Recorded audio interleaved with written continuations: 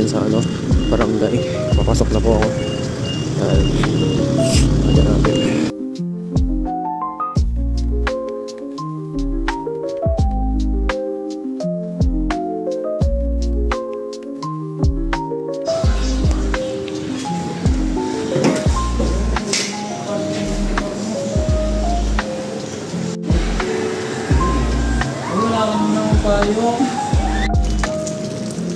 Pagkatapos namin kumain, papalik namin sa barangay.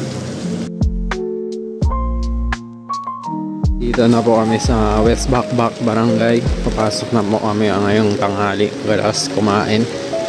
Yan. Magbablog ako. Wala pong masyadong ginagawa ngayon.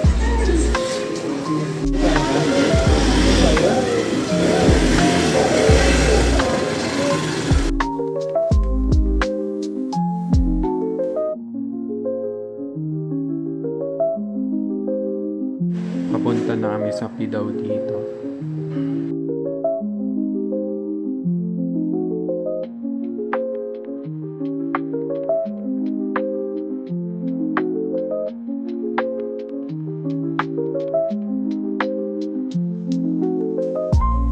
Gumagawa ka ng mga certificates dito. Ayun, dilim. Yan na. Vlog kayo. Ayan na. Vlogger. Okay lang.